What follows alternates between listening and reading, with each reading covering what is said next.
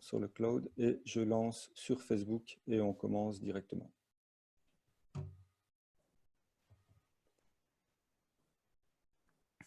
En ajoutant un titre.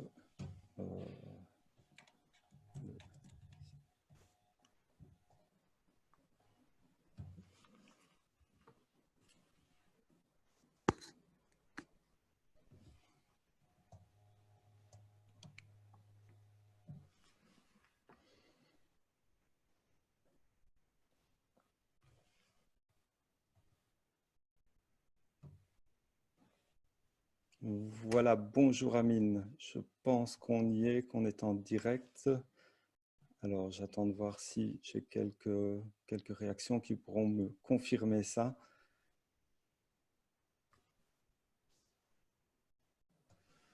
Voilà, donc aujourd'hui, on se retrouve, Amine, pour parler des caractéristiques du silicium. Alors, on sait que le silicium est un oligoélément qui est important pour l'organisme, qu'on le retrouve dans les eaux minérales, qu'on le retrouve également dans les aliments d'origine végétale. Il permet de fixer le calcium et de lutter contre la déminéralisation, je vais y arriver, osseuse. Le silicium organique est aussi utilisé pour soulager les diverses affections, principalement osseuses, articulaires et cutanées. Donc voilà, Amine, moi je te contacte pour que tu nous en parles un peu plus, pour que tu nous dises un peu plus sur le silicium et nous dire ce que c'est exactement. Bonjour Cédric et bonjour à tout le monde. Merci pour cette invitation. Donc le silicium, bon, le silicium c'est la dénomination anglophone, donc on dit en français la silice. Et donc la silice c'est un minéral qu'on retrouve dans l'organisme sous forme de traces, mais c'est quand même l'oligoélément le troisième oligoélément le plus répandu dans l'organisme humain. Donc après le fer et le zinc, on le retrouve aussi dans la nature en très grande quantité. C'est le minéral le plus répandu sur la planète, sauf que ce minéral qu'on retrouve dans la nature, il est sous forme inorganique. Et donc, on a besoin des végétaux et accessoirement aussi des animaux pour qu'ils puissent être métabolisés et donc rattachés à des molécules organiques pour qu'ils puissent être premièrement biodisponibles et deuxièmement aussi biofonctionnels par le corps et par l'organisme humain. Donc le silicium est très important, il est aussi important que les autres oligoéléments, bien qu'on en parle un peu moins que par exemple le fer ou le zinc, etc., qui sont impliqués, on va dire comme le fer par exemple est impliqué dans des voies métaboliques cruciales pour l'organisme. On va en parler juste après. Donc le silicium, son importance réside dans le fait qu'il est un élément de structure dans les tissus. Donc les muscles, les os, la peau, etc. Donc ils forment le tissu conjonctif en réalité. Et le tissu conjonctif, on le retrouve un petit peu partout. Donc on va essayer de développer ça, je pense, au cours de cette intervention. Justement, est-ce que tu peux nous dire aussi, tout compte fait, la base, à quoi sert le silicium? Alors le silicium, en réalité, comme j'ai déjà expliqué, il fait partie du tissu conjonctif. Il renforce le tissu conjonctif, il augmente sa durée de vie, et c'est pour ça qu'il a des effets, entre autres, des effets anti-âge. Donc le silicium, on le retrouve par exemple dans le collagène, on le retrouve dans l'élastine. Donc deux protéines extrêmement importantes qui permettent, entre autres, de lutter contre les effets du vieillissement de la peau, par exemple, et des tissus en général. Alors, on parle beaucoup plus de la peau parce que c'est visible avec les rides et le vieillissement de la peau, mais c'est pareil pour les autres tissus, comme par exemple les muscles. Il permet aussi de renforcer l'os parce que on parle toujours du calcium, donc qui est un élément extrêmement important dans la calcification du tissu osseux, mais on a aussi le phosphore, le magnésium, le fluor aussi qu'on retrouve dans le périoste, et on retrouve également le silicium. Le silicium, comme dans la plupart des autres tissus, dans l'os, il sert à renforcer la matrice osseuse. On l'observe et on le voit dans les différentes études. Alors, il y a moins d'études sur le silicium que sur d'autres oligoéléments ou minéraux, mais c'est quand même des études de bonne qualité. Donc, on observe que, par exemple, des femmes qui manquent de silice ou de silicium ont tendance ou ont un risque plus élevé à développer une ostéoporose, par exemple, surtout les femmes préménopausées, ménopausées et postménopausées. On le retrouve aussi au niveau du système nerveux. Alors, au niveau du système nerveux, il n'a pas de fonction de renforcement des tissus, etc., mais beaucoup plus une fonction de chélation des métaux toxiques. Et parmi ces métaux toxiques, on retrouve l'aluminium. Donc, le silicium se lie à l'aluminium, c'est ce qui donne l'aluminosilicate. Et l'aluminosilicate, c'est un complexe qui est facilement éliminé et chélaté par les tissus et ensuite par les reins. Et donc, ça permet de chélater l'aluminium, pas uniquement du système nerveux, mais aussi des autres tissus. Et également dans l'eau aussi, si on a une eau qui est assez riche en aluminium et qu'on rajoute des silicates ou du silicium, ben, il va y avoir ce complexe qui va se former et donc ce complexe n'est pas biodisponible. Donc l'aluminosilicate va être éliminé dans les matières fécales au lieu de pénétrer au niveau de l'organisme. On peut aussi retrouver le silicium aussi dans les tissus de soutien des différents organes. Et donc, c'est un élément extrêmement important de par sa contribution au soutien et à la chélation des métaux toxiques. Donc, on avait parlé pour les métaux toxiques de l'aluminium, mais on a aussi le plomb, l'arsenic, etc. Et on a aussi certains oligoéléments qui, s'ils sont en excès dans l'organisme, ils vont développer des désordres métaboliques plus ou moins graves, comme si je prends juste à titre d'exemple le fer. On sait que le fer est un élément extrêmement important de par sa participation ou qu'il rentre dans la composition de l'hémoglobine et donc les échanges gazeux, etc. Par contre, si on a des quantités plus importante ou un excès de fer, on développe une certaine forme de stress oxydatif. Alors, à signaler ici, entre parenthèses, que le fer n'intervient pas uniquement dans les échanges gazeux à travers l'hémoglobine, il intervient aussi au niveau de la mitochondrie comme cofacteur au niveau du cycle de Krebs. Donc, il active le cycle de Krebs au niveau de sa première enzyme, la conitase. Donc, c'est un cofacteur de la conitase. Mais par contre, si on a trop de fer, ce fer va s'accumuler au niveau surtout de la mitochondrie, et c'est ce qui va former ce qu'on appelle le radical hydroxyle, qui est un radical libre, mais qui est un radical libre extrêmement dangereux. Et donc, c'est ce qu'on appelle la réaction de Fenton. Donc, c'est la conversion du peroxyde d'hydrogène en radical hydroxyle. Donc, c'est une réaction de Fenton qui est température ou thermodépendante, température dépendante.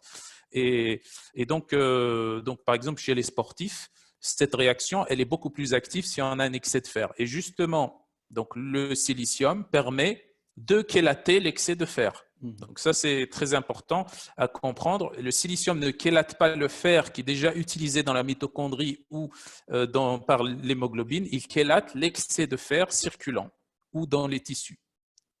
Donc ça, c'est en ce qui concerne les fonctions. Grosso modo, on peut dire beaucoup de choses sur le silicium, mais c'est les fonctions principales. Ce qui est déjà un gros point quand on sait qu'on cherche souvent à justement chélater l'excès de fer. C'est quand même quelque chose de pas mal à savoir. Mais dis-moi, j'ai entendu parler, moi, de plusieurs formes de silicium. Tu sais un peu m'aiguiller là-dessus?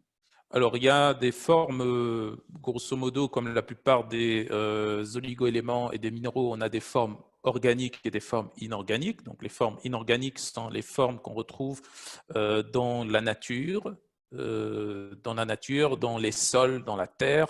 Et donc, ce sont ces formes-là qui vont servir ensuite à constituer les formes organiques par le passage ou l'absorption, le passage au niveau des plantes et des végétaux en général. Et donc, c'est ce silicium-là qui est dans les végétaux qui a été métabolisé qu'on appelle le silicium organique. Et c'est ce silicium-là qui est biodisponible et biofonctionnel.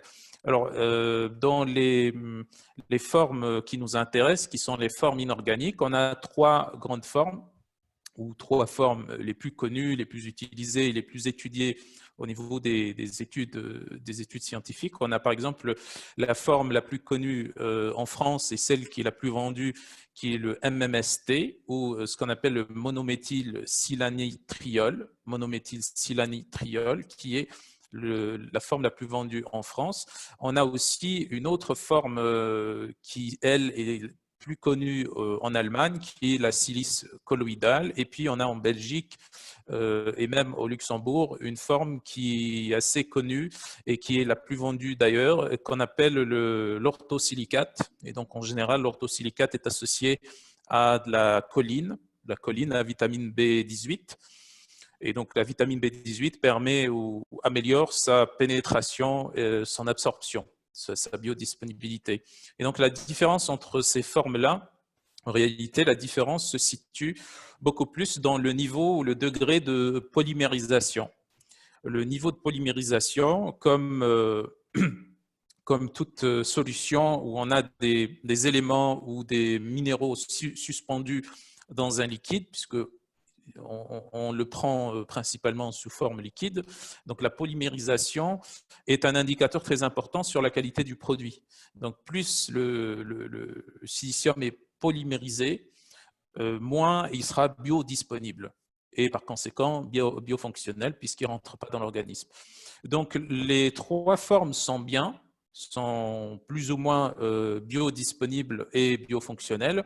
Par contre, là, on a un débat. Lorsqu'on regarde dans la littérature scientifique, on a certains scientifiques qui vont dans le sens que le MMST donc, est beaucoup plus biodisponible et beaucoup plus biofonctionnel surtout, alors qu'on en a d'autres qui parlent de l'orthosilicate associé à de la choline. Mais ici, ce qu'il faut comprendre, c'est que dans l'organisme, ce qu'on retrouve, le silicium, on le retrouve sous forme d'orthosilicate. Par contre, l'orthosilicate, la forme orthosilicate, ne pénètre pas bien, pas uniquement la barrière intestinale, mais aussi la barrière cellulaire. Et donc, ça ne rentre pas forcément au niveau de la cellule. Et donc, on a des exemples de différentes molécules qu'on retrouve sous leur forme bioactive dans la cellule, mais si on donne cette forme bioactive directement par voie orale, ça ne pénètre pas dans la cellule. Donc, on a plusieurs exemples, le NADH, le glutamate, etc. Et donc, on doit donner des formes précurseurs en réalité. Et donc, la forme, à mon sens, la forme la plus intéressante quand on prend le silicium par voie orale, c'est bien entendu la MMST. La MMST est un précurseur de l'orthosilicate et ça contient, comme son nom l'indique, monométhyle, donc ça contient un groupement méthyle. Et on sait très bien que toutes les molécules qui sont méthylées, qui contiennent un groupement méthyle, vont passer beaucoup plus rapidement et beaucoup plus facilement, pas seulement la barrière intestinale, mais aussi la barrière ou la membrane cellulaire. Alors, on a un groupement méthyle. La méthylation est extrêmement importante aussi pour l'organisme et pour la plupart des personnes. Et donc, c'est très bien de prendre la forme méthyle, donc le MMST. Maintenant, reste aussi le niveau de polymérisation aussi. Et donc, en général, la concentration devrait se situer entre 1 et 100 mg par litre, à peu près de concentration de MMST dans la solution. Donc, c'est ça qui fait la qualité du produit, ce n'est pas la forme. Alors, bien entendu, la forme méthylée, MMST, a un avantage, comme j'ai déjà expliqué, qu'elle va agir à la fois sur la méthylation, donc la méthylation avec tout ce que ça va engendrer comme bienfait, et puis on a aussi le transport du silicium ou du silicate. Pourquoi? Parce que on a dans le corps un nombre très important de transporteurs qui utilisent justement ces groupements méthyles pour pouvoir transporter. Donc, c'est pour ça que cette forme MMST est très importante. Donc, voilà en ce qui concerne un petit peu le petit topo sur les différentes formes. Alors, il existe d'autres formes qui sont disponibles sur le marché américain, en Japon aussi, mais disons que les formes en Europe, ou du moins en Europe francophone, les formes les plus intéressantes sont ceux que j'ai cités. Ok, merci. Et au niveau des éléments synergiques au silicium, tu Oui, alors dis-moi. les éléments synergiques au silicium, j'avais cité déjà la choline. Mhm, Okay, donc la choline. Donc la choline est très importante parce que, en plus, donc un autre argument en faveur du MMST, la forme MMST, c'est que la choline en réalité intervient dans la méthylation, dans le cycle de la méthylation. Donc, alors que l'orthosilicate, donc ça ne contient pas de groupement méthyle. Donc, si on donne la choline avec le MMST, donc le silicate méthylé, ça va avoir un effet plus intéressant que si on donne juste de l'orthosilicate qui, en plus de cela, ne va pas bien pénétrer la cellule. En plus de cela, on a aussi la vitamine C. Très importante, la vitamine C. Pourquoi? Parce que c'est un cofacteur dans la synthèse du collagène et on avait parlé que le silicate aussi intervient par rapport au collagène et à l'élastine dans la peau et dans les tissus conjonctifs en général. On a aussi d'autres éléments, comme par exemple, on peut donner aussi des vitamines B aussi avec la silice, dans le sens où on veut agir sur le système nerveux, où on veut éclater certaines choses au niveau du système nerveux. On peut donner aussi du malate de magnésium également. mhm. Donc, il y a une multitude d'éléments synergiques qu'on peut combiner au silicium. Il faut juste déterminer qu'est-ce qu'on veut faire avec ce silicium. Pourquoi on donne le silicium, donc l'indication, et puis tous les autres éléments qui permettent d'agir sur cette indication seront des éléments synergiques. Juste entre parenthèses, et donc par rapport aux éléments qui vont aller à l'encontre maintenant du silicium, Oui. on a le fer, on a le zinc principalement, et puis on a aussi le manganèse. Donc ces trois-là, il ne faut pas les donner en même temps, donc simultanément, en prise simultanée avec le silicium, parce que ça se complexe. Ça fait des complexes et donc ni le silicium ne sera absorbé, ni l'autre élément, qui soit manganèse ou zinc, ne sera absorbé. Alors aussi, j'ai oublié de le préciser aussi, le calcium, le magnésium, j'ai cité, le calcium et le cuivre aussi sont des éléments synergiques du silicium parce que ça agit au niveau de l'os. Donc, tout ce qui agit au niveau osseux, on a le manganèse, surtout le manganèse et le calcium, mais on a aussi le fluor, etc. Donc, tous ces éléments-là sont synergiques avec le silicium. Quand je dis synergique, ça veut dire que ça fonctionne ensemble à l'intérieur de l'organisme, mais également, on peut les prendre simultanément. Avec Mhm. le silicium, il n'y a aucun problème, sauf zinc et manganèse et bien entendu et fer. Donc, ces trois éléments sont à séparer en termes de prise. Donc, il faut que ça soit pris séparément, au moins 1 heure entre les deux prises. Ok, merci. Justement, quand tu dis qu'on peut prendre ces éléments ensemble, hein, enfin certains de ces éléments ensemble, est-ce que ça veut dire que ça va améliorer la biodisponibilité ou l'efficacité? Je pense par exemple au magnésium. Si je prends mon magnésium en même temps que le silicium, est-ce que je vais améliorer l'efficacité de mon magnésium ou simplement ils peuvent être pris ensemble et ça ne pose pas de problème?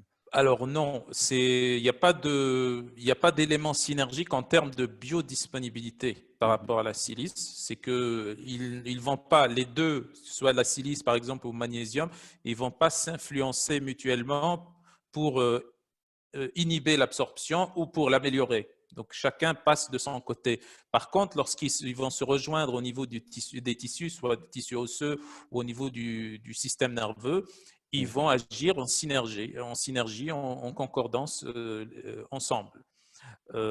Juste aussi une autre petite précision par rapport au silicium. Donc les doses recommandées par l'EFSA et par l'AFSA, l'Agence de sécurité des aliments, l'Agence européenne et l'Agence française, c'est 10,5 mg par jour. 10,5 mg par jour. Donc si vous trouvez d'autres produits qui dépasse donc ce dosage-là, il faut prendre moins. En tout cas, c'est rare de trouver des produits dans ce sens-là, mais en tout cas, c'est autour de 10 mg, 10,5 mg par jour, le dosage recommandé. Ok, ben justement, tu nous parles des dosages recommandés. Euh, Quelqu'un qui manquerait de magnésium, quelles sont les conséquences d'une carence de magnésium? Pardon, je reprends. Quelqu'un qui manquerait de silicium, pardon, de silice, quelles sont les conséquences de cette Alors, carence? les conséquences, il n'y a pas de tableau clinique précis qui va nous faire penser directement à une carence en silice. Par contre, on l'observe, on le voit lorsqu'on dose la silice et qu'on la retrouve basse chez les personnes, on peut les trouver fatiguées. Pourquoi fatiguées? Parce que les muscles, surtout les muscles et les articulations, ont été usés parce que, comme j'ai déjà expliqué, donc au niveau du muscle, la silice rentre dans la composition du tissu conjonctif. Le tissu conjonctif, c'est ce qui va séparer les différents paquets de fibres musculaires. Donc, c'est ce qui va permettre d'organiser les fibres musculaires pour que ça se contracte bien. Et puis, au niveau des articulations, par exemple, le silicium va rentrer dans la composition du collagène, de la chondroïtine ou du cartilage, etc. Donc, ça va agir sur le long terme. C'est-à-dire que si on retrouve une carence chez une personne en silicium, c'est que ça ne veut pas dire forcément que ça va induire des effets maintenant. Ça va induire des effets, quand je dis sur moyen, long terme, c'est à partir de 3 mois. Si on est carencé à partir de 3 mois, pendant 3 mois ou plus en silicium, on va avoir ces effets de fatigue, par exemple. Aussi, une accumulation plus importante de métaux toxiques, notamment l'aluminium, l'arsenic, etc. Si la personne est exposée plus ou moins à ces métaux toxiques. Et si aussi sa capacité de détoxification est plus ou moins ralentie par des mutations génétiques ou d'autres phénomènes. On a aussi la déminéralisation. J'avais cité au début de cette intervention les différentes études sur l'ostéoporose chez la femme. Donc, on a une tendance très claire donc, qui confirme le fait que une carence, une déficience en silicium qui dure dans le temps, c'est-à-dire qui à partir de 3 mois ou plus, ça va engendrer ou ça va augmenter plutôt le risque d'ostéoporose chez les femmes et même chez les personnes âgées, tout simplement, tout court. Donc, on a toutes ces considérations-là et donc, bien entendu, intoxication aux métaux lourds, on a toutes les répercussions sur les tissus, les organes, le foie, le système nerveux, etc. etc. Donc, c'est très varié comme tableau clinique. On ne peut pas déterminer, dire, OK, telle personne a tel signe clinique, c'est qu'elle a une carence en silicium. Ok. Et justement, quelqu'un qui prendrait du silicium, mais à plus forte dose ou plus régulièrement ou trop régulièrement, je veux dire, quelles sont les conséquences, s'il en a, d'un excès de silice? Alors, il n'y a pas d'études là-dessus, il n'y a pas de données là-dessus. Alors, dans toutes les études qu'on trouve dans les différentes bases de données scientifiques, on mentionne qu'il y a un manque de données scientifiques, mais dans ce sens-là, il n'y a aucune étude qui montre qu'un excès de silicium pourrait provoquer des troubles ou des désordres. Par contre, le mieux, c'est de rester sur la dose recommandée par l'EFSA et l'AFSA, donc 10,5 mg par jour. Donc ça, c'est un dosage qui est connu, reconnu et étudié, qui est sécuritaire. Il n'y a aucun souci là-dessus, même sur le long terme. Mais si on dépasse, on ne sait pas ce qui se passe. On ne sait pas. Peut-être que ça va perturber l'homéostasie de certains autres oligoéléments ou pas. On n'en sait rien. En tout cas, ce qui est connu et reconnu, c'est 10,5 mg par jour, aucun souci. Et c'est même bénéfique. Voilà. Alors, dernière question qu'on me pose sur le live Facebook en ce moment. À quel moment de la journée est-il favorable d'administrer ou de prendre plutôt le silicium? Alors, si c'est en général, pour des fonctions, parce que le silicium, en fait, c'est pas comme certains autres suppléments ou compléments alimentaires, c'est que ça n'agit pas dans l'immédiat. C'est pas 2-3 jours, une semaine, on a un effet qu'on observe cliniquement. Ça agit sur le moyen terme, sur 1 mois, 2 mois, 3 mois. Et donc, en fait, l'horaire de prise n'est pas très important, bien que si l'on considère qu'on prend du silicium pour réparer les tissus, donc tissus conjonctifs en général, ou pour chélater des métaux toxiques, à ce moment-là, ça serait plus intéressant de le prendre le soir, parce que c'est la nuit qu'on a ce déclenchement du processus de détoxification, d'élimination, de réparation, de nettoyage et aussi surtout de nettoyage des tissus et des mésenchymes. Donc, si dans ce sens-là, on peut considérer que la prise le soir, c'est beaucoup plus intéressant que durant la journée. Mais encore une fois, il n'y a pas, il y a pas de préférence particulière par rapport à ça. D'accord, merci. Alors, une toute dernière question pour qu'on reste dans le timing qu'on se donnait d'à peu près une demi-heure. Y a-t-il un intérêt pendant la grossesse? Alors, l'intérêt durant la grossesse et même avant la grossesse, je dirais, Mhm. c'est juste par rapport à la chélation et l'élimination des métaux toxiques. Et donc ça, c'est très important. Donc, je ne dirais pas que le fait de prendre du silicium, ça va épargner la femme ou la mère de problèmes d'intoxication métaux-toxiques. Mais c'est l'une des solutions. Donc, ça doit rentrer dans une stratégie de prévention contre l'intoxication métaux-toxique. Donc, c'est très important, oui, justement, de prendre du silicium au cours de la grossesse et même avant la grossesse. Et il n'y a aucun souci par rapport à la prise, donc par rapport au fœtus. Donc, il n'y a aucun souci là-dessus. Donc, ça peut se prendre avant. Et donc, le mieux encore, c'est de prendre le silicium en pré-conception, avant la grossesse, pour que l'organisme de la mère soit déjà prêt à accueillir l'enfant, le bébé. Ok, mais Amine, merci pour toutes ces informations. Alors, Avec plaisir. comme on l'a dit la semaine dernière, on essaiera de faire, on fera une capsule, pardon, chaque semaine, tous les lundis, toujours à la même heure, à 18 heures, donc sur mon profil Facebook Nutrilogique Cédric Lapose. Je dis ça pour ceux qui regarderaient uniquement sur YouTube. La semaine prochaine, on prévoit sur l'hydroxytyrosol.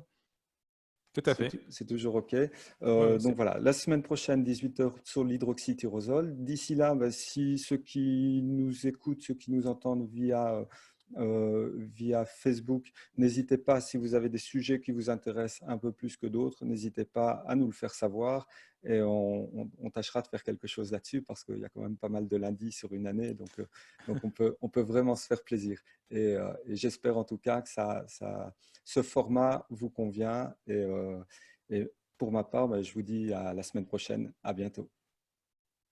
Merci, à bientôt. Au revoir.